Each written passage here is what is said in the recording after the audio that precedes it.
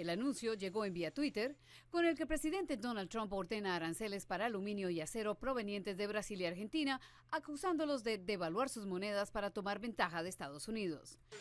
Brasil ha devaluado. Si ves lo que ha pasado con su moneda, ha devaluado su moneda de manera sostenida un 10%. Argentina también.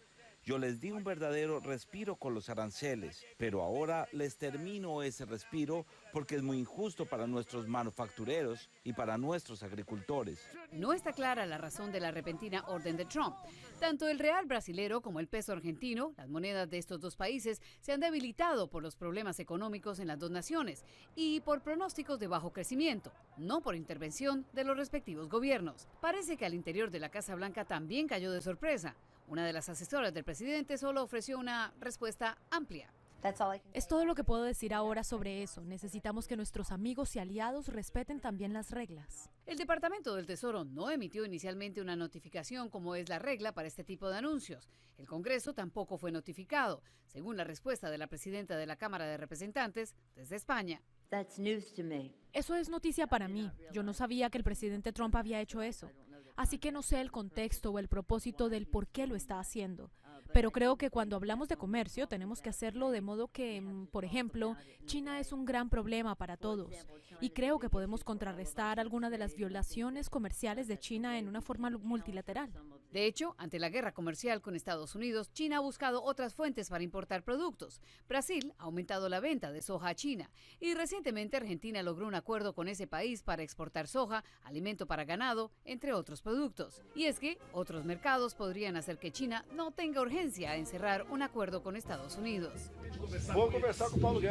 Por ahora, el presidente de Brasil, Jair Bolsonaro, indicó que usará el canal abierto que tiene con Trump para hablar sobre la decisión de reinstaurar los aranceles. Después de Canadá, Estados Unidos compra la mayor cantidad de acero a Brasil. El presidente Trump excluyó de 25% en aranceles a varios países, entre ellos Brasil, Argentina y México. Argentina estableció límites de exportación en aluminio y acero desde junio de 2018. Estados Unidos importa menos de 1% de acero de Argentina. Es una industria que sigue teniendo problemas para sobrevivir en Estados Unidos y que el presidente Trump ha prometido proteger. Las compañías de acero estarán muy felices con lo que he hecho y nuestros agricultores también. Hasta ahora, los aranceles y otro tipo de presión que ha usado el presidente no ha logrado hacer que las industrias del acero y el aluminio renazcan. Y a medida que se acercan las elecciones, ese sector será muy importante para los planes de reelección de Trump. Pero por ahora parece que la política de línea dura en aranceles no ha arrojado los resultados que la Casa Blanca esperaba. House Republicans defending President Trump, they've got a new 123-page pre-buttal to the Democratic findings. In it, they argue there's no evidence of bribery, extortion, or any high crime or misdemeanor. So look, it's 123 pages. There's a lot in there, but here are some of the crucial things. Let's just distill it down. At one point, they write, President Trump has a deep-seated, genuine, and reasonable skepticism of Ukraine due to its history of pervasive corruption. Well, I mean, maybe some people would share that concern, but that's not true for the president. Here's what the truth is. Ambassador Sondland agreed that the president did not give an expletive about Ukraine. I asked why not. And Ambassador Sondland stated that the president only cares about big stuff. I noted there was big stuff going on in Ukraine, like a war with Russia. And Ambassador Sondland replied that he meant big stuff that benefits the president, like the Biden investigation that Mr. Giuliani was pushing. There's that genuine, deep-seated skepticism of corruption. Okay, well, what about this claim? They also say in their report, the summary of the July 25th, 2019 telephone conversation shows no quid pro quo or indication of conditionality, threats, or pressure. Of course, the memo of the phone call, quote, the President of the United States says, I would like you to do us a favor, though, because our country has been through a lot and Ukraine knows a lot about it, continues to talk about the Bidens in the context of military aid. So, that's the summary of the call, and that doesn't add up to the Republican analysis. And then they continue to say this, quote, the evidence does not establish that President Trump withheld a meeting with President Zelensky for the purpose of pressuring Ukraine to investigate Burisma, Joe Biden, Hunter Biden, or Ukrainian influence on the election. Of course, under oath testimony shows the complete opposite to be the case. Was there a quid pro quo? As I testified previously, With regard to the requested White House call and the White House meeting, the answer is yes. Some of the biggest names in technology, Facebook, Amazon, Apple, Google, giants in the industry, will be on Capitol Hill for a high-stakes hearing before the House Judiciary Committee. The companies are under increasing scrutiny from lawmakers in both parties, a lot of their customers as well, over their handling of user data, antitrust issues, as well as accusations of partisan censorship. CNN Tech reporter Brian Fung joins us now. So this is the second hearing as part of this sweeping top-to-bottom House Judiciary probe of antitrust. Are these companies acting in a monopolistic way? Today, as we understand it, the focus is going to be on the impact of the tech giants on innovation and entrepreneurship. Does that really just translate into calls to break up big tech? Well, I think that's certainly something that we can expect to come up. You've got a number of outside experts and high-profile critics of these companies, like Tim Wu, the Columbia Law professor, who has called for Facebook to be broken up, testifying against some of these companies. You also have lawmakers here setting up what's going to be, the biggest, most important hearing in this series that we've seen yet, because it really does touch on the big picture here, questions of whether or not these companies, these tech platforms, are able to stifle innovation and strangle competition. And that's really, compared to the last hearing, a much broader set of questions compared to the previous hearing, which just focused on the impact of tech on local journalism and media. The impeachment inquiry in the House has brought the president's belief in a conspiracy theory that Ukraine is the one that meddled in the election into full view. And now Republican lawmakers seem to be picking up on it. Here's Republican Senator John Kennedy peddling that same conspiracy. I think both Russia and Ukraine meddled in the 2016 election. Russia was very aggressive, and they're much more sophisticated. But the fact that Russia was so aggressive does not exclude the fact that President Poroshenko actively worked for Secretary Clinton. All right, if any of that confused you, it may be because this is not the first time Senator Kennedy has muddied the waters of the 2016 election interference. Here he is denying Russia's hacking of the DNC on Fox News, then walking back the same comment here on CNN the next day. Was it Russia or Ukraine? I don't know, nor do you, nor do any of us. The entire intelligence community says it was Russia. Right, but it could also be Ukraine. I was wrong. The only evidence I have, and I think it's overwhelming, is that it was Russia who tried to hack the DNC computer. So why are these statements from Senator Kennedy, a sitting member of the Senate Judiciary Committee, so dangerously misleading? I laid out the facts on Twitter, so let's start from the beginning. First of all, Russia interfered in the 2016 election to a degree no other country ever has. Their effort turbocharged by cyber warfare with the intention not just of disrupting the campaign, but tipping the result.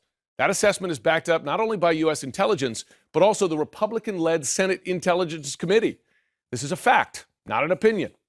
Also a fact, U.S. intel agencies are aware of a years-long campaign by Russia to shift blame away from themselves and onto Ukraine.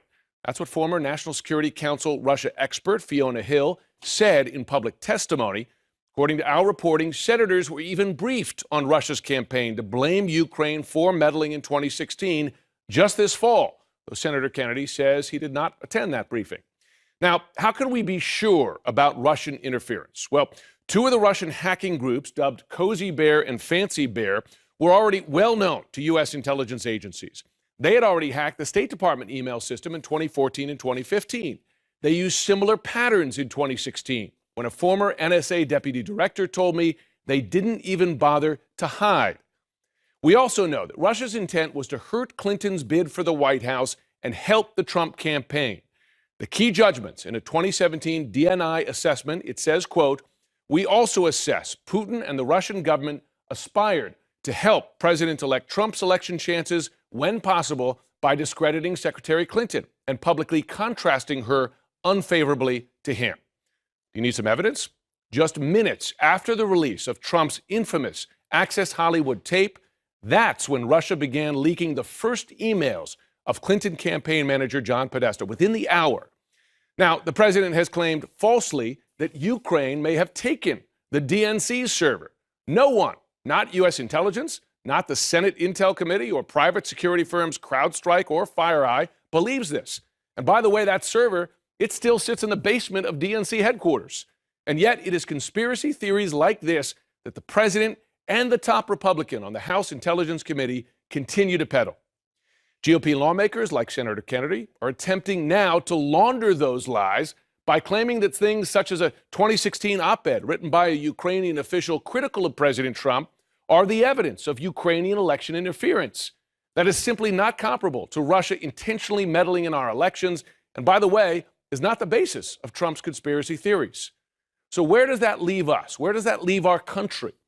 Russia, you should know, is already interfering in the 2020 election by, among many other things, amplifying comments of Republican lawmakers like Kennedy's pushing claims of Ukrainian, not Russian interference. So why should Senator Kennedy's conflicting comments trouble all of us? I've spoken to several current and former intelligence officials, law enforcement officials, as well as lawmakers in both parties. I asked them if the 2020 election is safe from interference by Russia and others today, and all of them have said no. Journalism is in part the art of holding power to account. And that's what we saw this weekend with the release of this massive cache of documents from the Mueller investigation, which CNN and BuzzFeed obtained through Freedom of Information Act requests, FOIAs. Now, Team Trump might defy subpoenas like it's no big deal, but they couldn't defy this. And for example, we now know that one of the earliest boosters of the Ukraine hacked the DNC conspiracy theory was none other than former Trump campaign chairman Paul Manafort. Now, remember, before Manafort joined up with Trump, he raked in millions advising pro-Putin elements in Ukraine, including the former president, who bought himself this estate with a classic car collection and a zoo. Now, after that strongman star turn, Manafort turned to Trump and reportedly fed him the lie that Hillary Clinton's 30,000 deleted emails somehow ended up in Ukraine.